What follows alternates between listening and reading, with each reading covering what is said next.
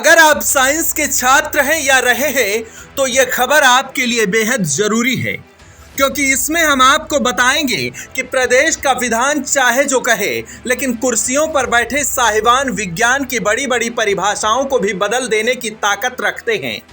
बड़े बड़े वैज्ञानिकों के सालों की मेहनत को अपने कलम की स्याही से मटियामेट कर सकते हैं। अब आप सोच रहे होंगे कि आखिर प्रदेश की नौकरशाही में इतने बड़े साइंटिस्ट कहां से आ गए।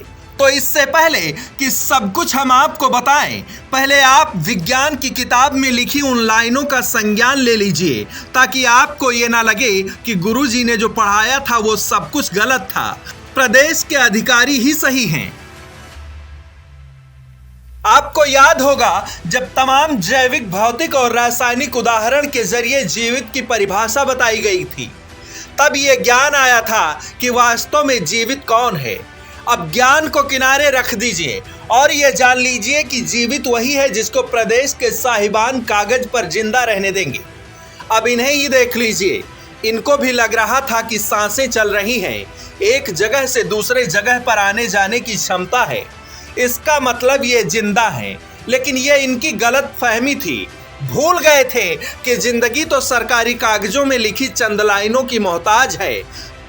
साहब बोल देंगे जिंदा तो जिंदा, साहब से गलती से ही लिख गया तो चाहे जितना खाओ पियो घूमो टहलो, कागज दिखाते रहो, कुछ काम नहीं आने वाला। ललितपुर के विरधा विकास खंड के करमरो गांव निवासी इस किसान को ही देख लीजिए।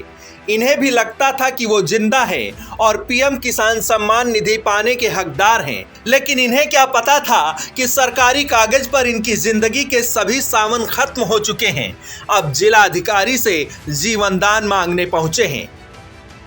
केवाईसी का डाटा निकलवाया तो उसमें पढ़े लिखे लोगों ने बताया कि इसमें डेथ लिखा है तुम्हारे लिए कि तुम मर चुके हो, इसलिए तुम्हारी किसान सम्मान निधि नहीं आ रही। अब साहब हम परेशान हो गए, क्या करें साहब। अब डीएम साहब को शिकायत देवे आए, लगभग 1.5 वर्ष से परेशान हूँ। राम गोपाल नाम का एक किसान पिछले 1 साल से अपने आप को जिंदा होने का सबूत लिए घूम रहा है ताकि किसान सम्मान निधि मिल सके, लेकिन ये तभी संभव होगा जब ये साबित होगा कि वो जिंदा है, वैज्ञानिक नहीं बल्कि प्रशासनिक तौर पर। उसने जिलाधिकारी के पास पहुंचकर ये गुहार लगाई कि साहब हम जिंदा हैं, जिंदा करवा दीजिए। दिए गए प्रार्थना पत्र के साथ उसने अपने जीवित होने के सारे दस्तावेज भी उपलब्ध कराए हैं। अब देखना दिलचस्प होगा कि सरकारी कागजों पर उसकी जिंदगी के क्या फैसले किए जाते हैं। ब्यूरो रिपोर्ट, आज की खबर।